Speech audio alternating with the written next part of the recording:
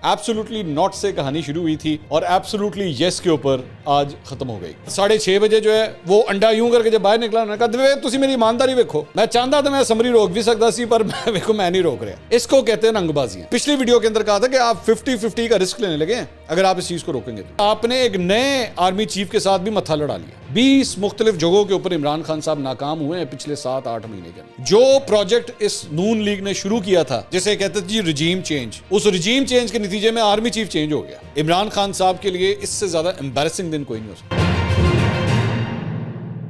अस्सलाम वालेकुम नाज़रीन, मैं हूं मंसूर अली खान। अपने डिजिटल चैनल के ऊपर आपको खुश आमदीद कहूंगा। नाज़रीन, एब्सोल्युटली नॉट से कहानी शुरू हुई थी और एब्सोल्युटली यस के ऊपर आज खत्म हो गई। आसिम मुनीर साहब, जिनके बारे में ये कहा जा रहा था कि मुस्लिम लीग नून उनको लाना चाहती है और उनको बतौर आर्मी चीफ तैनात करना चाहती है, इमरान खान साहब ने पिछले महीने 1.5 महीने में भरपूर कोशिश की कि ये सिलसिला ना हो सके और ये किसी तरह ये मामला रुक जाए। लेकिन आज बाकायदा तौर पे जो भी टर्न ऑफ इवेंट्स हुए, मेरे ख्याल में काफ़ी हद तक तो आपको पता लग चुका है। लेकिन जस्ट फॉर अ रीकैप मैं ज़रा आपके सामने एक दफ़ा फिर ज़रा बता दूं कि आज सारा दिन हुआ क्या है। एक तो हमने कल आपको पहले ही बता दिया था कि दोपहर 12 बजे से पहले दोपहर 12 बजे तक का वक्त है, दोपहर 12 बजे से पहले नए आर्मी चीफ की अनाउंसमेंट हो जाएगी। और वैसे ही हुआ, तकरीबन 11:15 साढ़े 11 बजे तक जो है वो काबीना के इजलास के बाद नए आर्मी चीफ का ऐलान कर दिया गया। साथ ही साथ chairman joint chief of staff, उनका भी ऐलान कर दिया गया। साहिर शमशाद मिर्ज़ा साहब जो हैं वो जो है इस ओहदे के ऊपर बैठेंगे। लेकिन उसके बाद असल कहानी शुरू होती है। उसके बाद ये पता लगता है कि जनाब समरी जो है वो भेज दी गई है आरिफ अलवी साहब के पास, और अब आरिफ अलवी साहब ने जो है इसको साइन करना है। क्या वो साइन करते हैं या नहीं करते? हुकूमती जो मेरे पास सोर्सेज हैं उनके अपने अंदर भी श्योरिटी नहीं थी कि क्या आरिफ अलवी साहब उसको साइन करेंगे या नहीं। और उसके बाद ये खबर आई कि आरिफ अलवी साहब जनाब लाहौर के लिए रवाना होने जा रहे हैं और लाहौर जाके जो है वो इमरान खान साहब से मुलाकात करेंगे। मैंने अपने पिछले वीलॉग के अंदर भी ये बात कही थी कि ऐसी मुलाकात होगी और वो हुई, मैंने आपको बता दिया था। और मैंने आपको साथ उस वक्त ये भी कहा था कि ये मुलाकात जो है वो बिला वजह की एक मुलाकात है, उसका कोई सर पैर नहीं है। क्योंकि ऑब्वियसली ये सारे सिनेरियोज जो होते हैं, ये सियासतदान जब बैठते हैं आपस में तो ये सारे सिनेरियोज पहले ही डिस्कस किए गए होते हैं कि जनाब यूं होगा तो हम ये करेंगे, यूं होगा तो हम ये करेंगे। ये एक बिला वजह की एक मुलाकात थी। इस मुलाकात का मकसद क्या था? क्या मकसद था इस मुलाकात का? आप क्या समझते हैं इसका क्या मतलब था? मैं आपको 2 मिसालें देता हूं, 2 मिसालें, उससे आपको कहानी मेरे ख्याल में काफ़ी हद तक समझ आ जाएगी।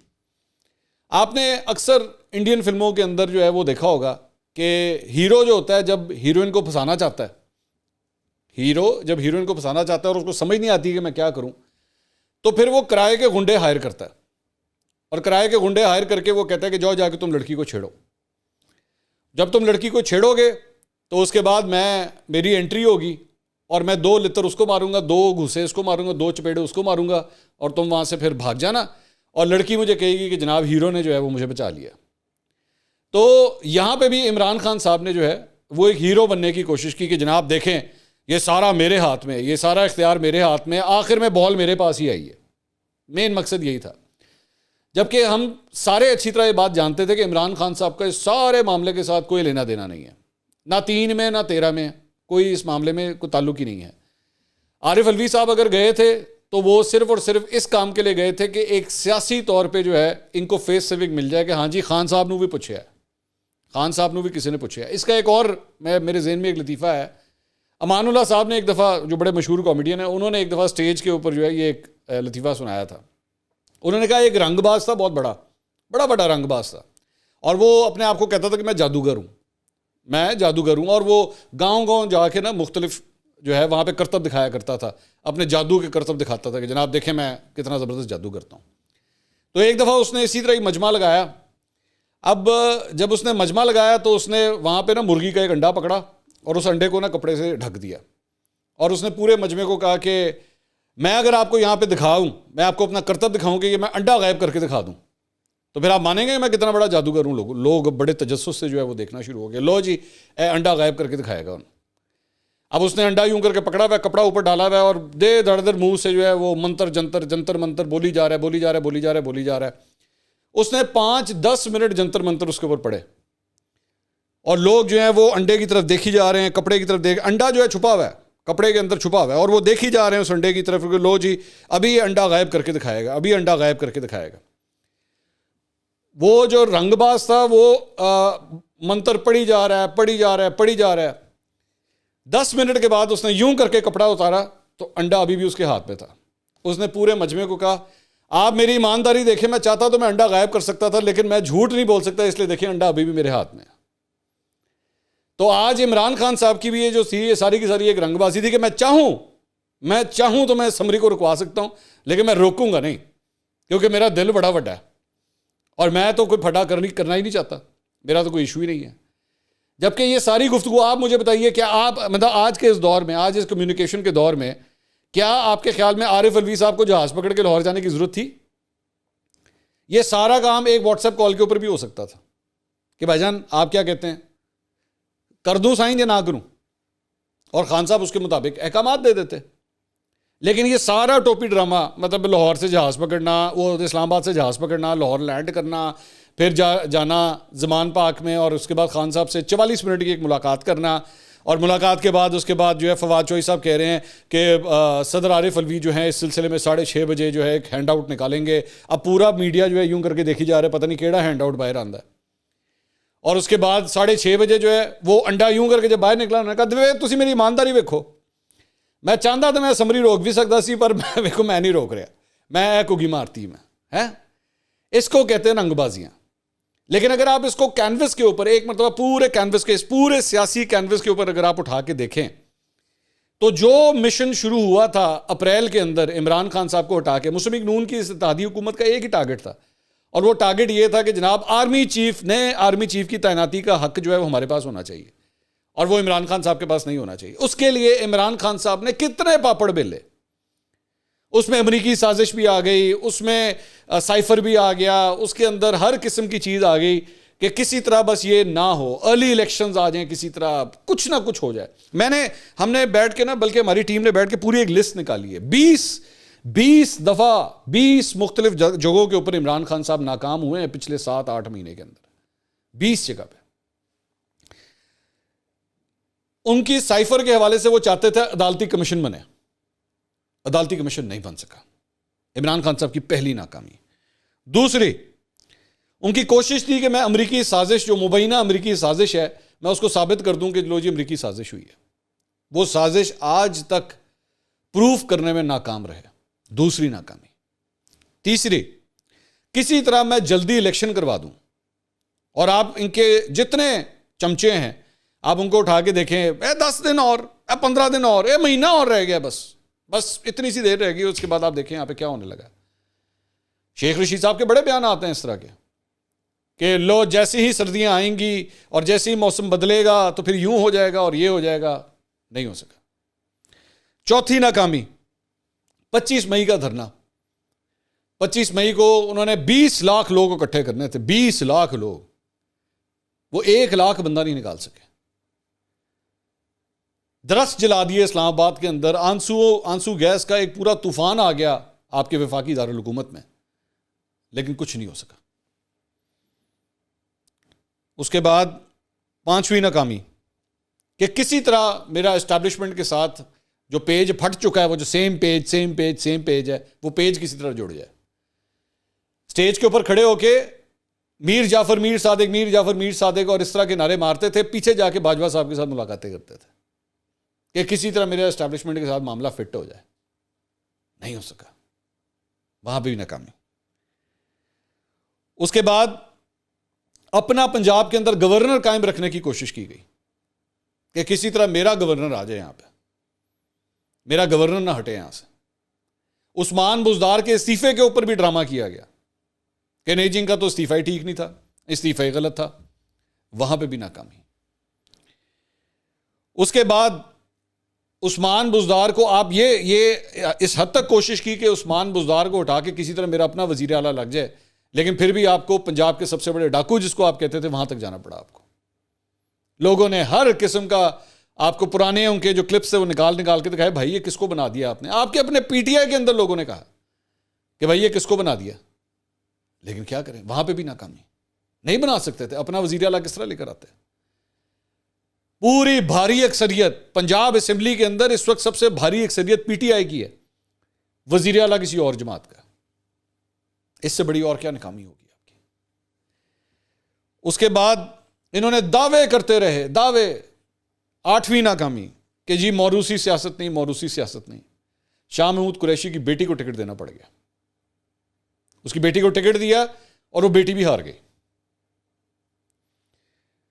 उसके बाद कि जी 15 अरब रुपया इकट्ठा कर लिया हमने, 15 अरब रुपया सैलाब ज़दगान के लिए, टेलीथॉन हो गई है, टेलीथॉन हो गई हैं, हमने अरबों अरबों रुपया इकट्ठा कर लिया, 15 अरब रुपया इकट्ठा कर लिया।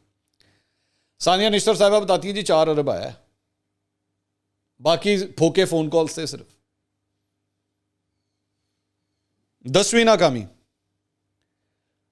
अपने कारकुनों को इस हद तक उनके अंदर जहर उगल दिया था इस पिछले 7-8 महीने के अंदर कि वो दे धड़ाधड़ फौज के हवाले से, फौज के शोहदा के हवाले से क्या क्या अलाप शलाप नहीं बोलते रहे। बाद में एक एक करके सबके सॉफ्टवेयर अपडेट होते रहे। उन्होंने कहा जी असी तो इमरान खान की गल्लां जा गए थे। कितनी शर्मिंदगी उठानी पड़ी, वहां पे भी नाकामी। उसके बाद किसी तरह तोशाखाना केस का फैसला ना आए, ये रुक जाए किसी तरह। 8 साल से जो फैसला जो है वो पेंडिंग पड़ा हुआ था ममनुआ फंडिंग का, वो भी रुकवा नहीं सके। और जब वो फैसला आता है तो पता लगता है भाईजान ये है अमालनामा सारा।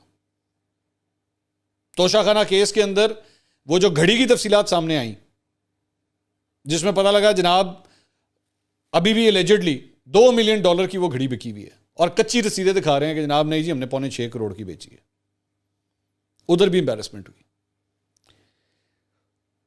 उसके बाद ये कहा गया जनाब 2 शूटर थे जनाब जिन्होंने गोलियां चलाई हैं मेरे ऊपर। आज ही ये खबर सामने आई कि अब तक की जो तहकीकात हुई हैं उसके अंदर 800 पुलिस एहलकारों से इंटरव्यू किए गए हैं। 800 पुलिस एहलकारों से, जितने ऑफिसर्स थे, डीपीओ गुजरात, वजीराबाद के पुलिस ऑफिसर, सबसे बैठ के इंटरव्यू किए गए। दूसरा शूटर नहीं मिल सका आज तक। वो एक ही बंदा है नवीद जो पकड़ा गया हुआ। ये वहां पे भी जो उन्होंने स्टोरी बनाई थी वो स्टोरी भी नाकाम हुई, किसी किस्म की कोई शवाहिद नहीं आ सके। उसके बाद इन्होंने अपनी मर्जी की एफआईआर कटवाने की कोशिश की कि जनाब ये डालें, डीजीसी का नाम डालें बीच में, राना सनाउल्लाह का नाम डालें बीच में, शहबाज शरीफ का नाम डालें बीच में। उधर भी नाकामी हुई, वो एफआईआर भी नहीं कट सकी। उसके बाद इन्होंने कहा कि जनाब डर्टी हैरी के खिलाफ कार्रवाई करें। डर्टी हैरी के खिलाफ, डर्टी हैरी ये करता है, डर्टी हैरी वो करता है। वो आज भी अपनी जगह पे उसी तरह ही मौजूद है। डीजीसी की बात कर रहे थे, मेजर जनरल फैसल की, वो आज भी उसी तरह ही मौजूद है। ब्रिगेडियर फहीम की बात कर रहे थे, वो भी आज भी अपनी जगह उधर ही मौजूद है। उसके बाद चेयरमैन सेनेट सादिक संजरानी, उनके ऊपर दबाव डालने की कोशिश की जनाब वो किसी तरह इस्तीफा दे दें, वहां पे भी नहीं हो सका, वहां पे भी नाकामी। वो चेयरमैन सेनेट आज भी उधर ही बैठे हुए हैं। उसके बाद चीफ इलेक्शन कमिश्नर शरीफ खानदान के घर का मुलाजिम है, ये अल्फाज इस्तेमाल किए गए सिकंदर राजा साहब कि जनाब इनसे ज्यादा करप्ट आदमी कोई नहीं है और ये जनाब ये तो फैसले हमारे खिलाफ देता है, किसी तरह चीफ इलेक्शन कमिश्नर हट जाए। वो भी नहीं हट सका। उसके बाद कि जनाब 28 अक्टूबर को लॉन्ग मार्च शुरू हुआ है और जनाब ये जा रहा है इस्लामाबाद, और पता नहीं उन्हें नींद की गोलियां खा लिया सन या क्या हुआ था, वो चलते चलते चलते चलते रुक गया स्पीड। आज यकीन करें कि 28 अक्टूबर को साइकिल वाला निकला होता ना, वो इस्लामाबाद पहुंच जाता। 400 किलोमीटर का सफर करके वो आज इस्लामाबाद पहुंच चुका होता। मैं वैसे ही आपको बता रहा हूं कि मतलब ये अच्छे साइकिल सवार होते हैं ना, क्योंकि मैं जरा कुछ साइकिलिस्ट को भी जानता हूं, एक एक दिन में यकीन करें 150-150 किलोमीटर सफर कर लेते हैं। वो 150-150 किलोमीटर 200-200 किलोमीटर सफर कर लेते हैं। 2-3 दिन में साइकिल वाला इस्लामाबाद पहुंच जाएगा। इमरान खान साहब का लॉन्ग मार्च नहीं पहुंच सका। और जाहिर बात है जो सबसे इंपॉर्टेंट बात थी कि किसी तरह नवाज शरीफ और इसकी मर्जी का जो आर्मी चीफ है वो ना लग सके, रोक दे रास्ता। अपने चमचों के जरिए ट्वीट्स करवाई गई, उन्होंने भी ट्वीटें की, आसिम मुनीर एंजजा है, आसिम मुनीर वो है, इनकी तो रिटायरमेंट की डेट पहले आ रही है, इनकी वो आ रही है। हुकूमत ने ऐसा इनको मतलब घेरा डाला कि इनको समझ नहीं आए इसके क्या, अब इसके बाद हम क्या करेंगे। और मैंने अपनी पिछली वीडियो के अंदर कहा था कि आप 50-50 का रिस्क लेने लगे हैं अगर आप इस चीज को रोकेंगे तो, क्योंकि अगर ये कानूनी मामलात में चला गया, अगर ये अदालत में चला गया और वहां से जाके गेम अगर आपकी पुट्ठी पड़ गई तो फिर आपने एक नए आर्मी चीफ के साथ भी मत्था लड़ा लिया, वो भी नहीं होगा। उसके बाद एक और नाकामी कि जनरल बाजवा किसी तरह एक्सटेंशन ले लें, कि जनरल बाजवा जो है वो अगले इलेक्शन तक किसी तरह एक्सटेंशन ले लें, वो भी नहीं हो सका। उसके बाद एक और नाकामी, मरियम नवाज किसी तरह पाकिस्तान से बाहर ना जाए। मरियम नवाज भी पाकिस्तान से बाहर चली गई, एक और नाकामी। उसके बाद हत्तुल इम्कान कोशिश की गई फराह खान के हवाले से कि जी किसी तरह इसका नाम मीडिया की जीनत ना बने, निकल जाए यहां से। लेकिन जब आप खुद जाके एक एक करके आके खुद आके उसको डिफेंड करेंगे तो उसका नाम मीडिया की जीनत बना। और आज हर जगह यह सवाल हो रहा है कि भाई ये क्या चक्कर चल रहा था पीछे। उसके खिलाफ एंटी करप्शन वाले जो है यहां पे उन्होंने केस की इन्वेस्टिगेशन की, वो केस बंद हो गया, लेकिन उसका नाम नहीं निकल सका मीडिया से। इन्होंने भरपूर कोशिश की कि पार्टी के अंदर लोग जो है मेरे साथ जुड़ के रहें।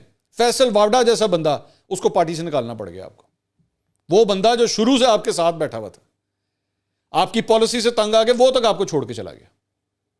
उन्होंने कहा भाईजान इस बंदे के साथ और नहीं चला जा सकता। और उस सारी चीज के बाद आज ये जो कुछ भी हुआ है, इस सारे एपिसोड के बाद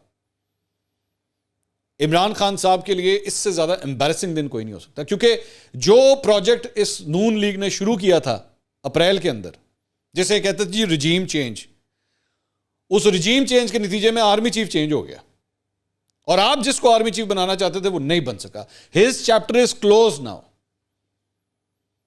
जिनसे आप फैज़याब होना चाह रहे थे, आप उससे फैज़याब नहीं हो सके। और आपकी वजह से इस शख्स को, जिसको आप आर्मी चीफ बनाना चाह रहे थे, आपने उसके करियर के ऊपर जो है हर किस्म की एलिगेशंस लगवा दी, इदारे के ऊपर आपने एलिगेशंस लगा दी, दुनिया जहान के इल्जामात आपने उनके ऊपर लगाए। कुछ भी नहीं हो सका। नाकामियां ही नाकामियां हर जगह नजर आती हैं। आज भी इस सारी चीज के बाद भी थोड़ा सा अकल को हाथ मारिए और थोड़ा सा कोशिश कीजिए कि अपने अंदर पॉलिटिकल मैच्योरिटी लेकर आइए। आज भी लोग आपको वोट देने के लिए तैयार हैं। अगले इलेक्शंस का कैंपेनिंग उस मोड कीजिए, अगले इलेक्शंस के लिए तैयारी कीजिए। और एंड में आपको पसंद हो या ना हो, आपको कितना ही बुरा लगे, आपको कहना फिर भी यही पड़ेगा, वोट को इज्जत दो। आपको कहना पड़ेगा, आपको चाहे इस नारे से कितनी ही नफरत क्यों ना हो। और आप हर दफा जब अखबार पढ़ेंगे, जब टीवी देखेंगे और जब आपको जनरल आसिम मुनीर सामने नजर आएगा, तो आपको मानना पड़ेगा यह नवाज शरीफ की चॉइस है। आपका पिछला आर्मी चीफ भी नवाज शरीफ की चॉइस था, आपका मौजूदा आर्मी चीफ भी नवाज शरीफ की चॉइस है। इसलिए इसको अपनी अना का मसला मत बनाया करें। यह पॉलिटिक्स है। पॉलिटिक्स में कभी कोई गेम आपके हाथ में होती है, कभी कोई गेम आपके हाथ में नहीं होती है। हर एक के साथ इतनी एक्सट्रीम पोजीशंस मत लिया करें कि किसी दिन आपको एम्बैरेसमेंट हो। यह तो बात हुई इमरान खान साहब की। अब एक मिनट के लिए जरा नून लीग के बारे में भी थोड़ी सी मैं बात करना चाहूंगा। अगर इस तैनाती के बाद नून लीग के दिमाग में कहीं पे यह बात है कि लो जनाब, हमने जनरल आसिम मुनीर को जो है वो आर्मी चीफ बना लिया, अब हमारा रास्ता जो है ना बिल्कुल सीधा है, तो यह आपकी बहुत बड़ी खामख्याली होगी। क्योंकि इदारे ने अगर अपने आप को एपॉलिटिकल कर लिया और न्यूट्रल कर लिया, तो इसका मतलब यह नहीं है, और खुदा के लिए आप लोग भी कोशिश मत कीजिएगा कि उसको बिला वजह सियासत के अंदर घुसेड़े। कि जिस तरह इमरान खान साहब उनको कहा करते थे ना, साढ़े बंदे पूरे करके दो, जो इमरान खान साहब करते रहे हैं फौज के साथ, और अब आप भी उनके ऊपर इसी तरह रिलाय करना शुरू कर दें, तो बराए मेहरबानी ये काम मत कीजिएगा। क्योंकि मैं आपको अभी से, अगर आपने ये करने की कोशिश की, तो मैं आपको अभी से लिख के दे दूं कि आपको भी शर्मिंदगी उठानी पड़ेगी। अगर इदारा एक सही सिमत में अब चलना शुरू हो गया और उसने ये फैसला कर लिया है, तो उसकी आदतें खराब करने की कोशिश मत कीजिएगा। उसको अपना इज्जत और वकार कायम करने दें। पाकिस्तान इस वक्त जिस नहज पे पहुंचा हुआ है मुआशी सूरत हाल के हवाले से, आप तमाम स्टेक होल्डर्स को इकट्ठे होने की जरूरत है। इमरान खान साहब को अपनी अना को खत्म करके वापस असेंबलियों में जाने की जरूरत है। पॉलिटिकल लीडरशिप को इकट्ठे बैठने की जरूरत है, मुज़ाकरात करने की जरूरत है, रिफॉर्म्स लाने की जरूरत है। जब तक आपस में बैठेंगे नहीं, इस दलदल में से नहीं निकलेंगे। और अगर आप लोग नहीं ये करेंगे, सब के सब इस दलदल में गर्क हो जाएंगे। फिर ये हकीकी आजादी और वोट को इज्जत दो किसी काम का नहीं होगा। एक दूसरे की शक्लें देखते देखते डूब जाएंगे आप लोग। अवाम तो ऑलरेडी पिस रही है, आप लोग भी डूबेंगे। फिर अब पता लगेगा इमरान खान साहब ने हफ्ते की ये जो कॉल दी हुई है, क्या कहेंगे जाके अपने वर्करों को, अपने सपोर्टरों को क्या कहेंगे जाके। मैं आपको अभी से बता देता हूं, मैं आपको अभी से प्रिडिक्ट करके बता देता हूं कि मैं तो इदारे के साथ तो मेरा कभी कोई मसला था ही नहीं। ये कहेंगे जाके, मेरा तो इदारे के साथ कोई प्रॉब्लम नहीं थी। मैं तो तमाम चीफ्स के बारे में ये कहता था कि सारे, कोई भी आएगा मेरिट के ऊपर आएगा। और बड़ी जबरदस्त चॉइस हैं जनरल आसिम मुनीर साहब। ये मेरी ही डिमांड थी कि मेरिट के ऊपर बंदा आना चाहिए। देखें, मेरी डिमांड पूरी हो गई। आप देख लीजिएगा, ये कहेंगे, ये मैं आपको अभी से बता रहा हूं। और बहुत से हमारे यूट्यूबर्स, बहुत से हमारे सहाफ़ी हजरात, उनका किबला भी आज से तब्दील हो गया। उन्होंने भी जो है ना, वो अब तारीफों के पुल इस तरफ बांधना शुरू कर दिए। पिछले 6 साल से उनका किबला किसी और तरफ था, आज रात से ये तब्दीली हो गई। बल्कि मुझे एमी अजराह मजाक किसी ने जो है कहा कि जी बहुत से लोग जो है अपने शनाख्ती कार्ड के कवाइफ भी आज तब्दील करवा लेंगे। तो मैं इदारे से भी रिक्वेस्ट करूंगा, बराए मेहरबानी इन चमचों से बच के रहिएगा। ये किसी के नहीं होते। जैसी नई तैनाती होती है, जैसी समरी साइन होती है, ये इनका किबला तब्दील हो जाता है। इन लोगों से बच के रहिएगा। अगली वीडियो में दोबारा मुलाकात होगी। अल्लाह हाफिज़।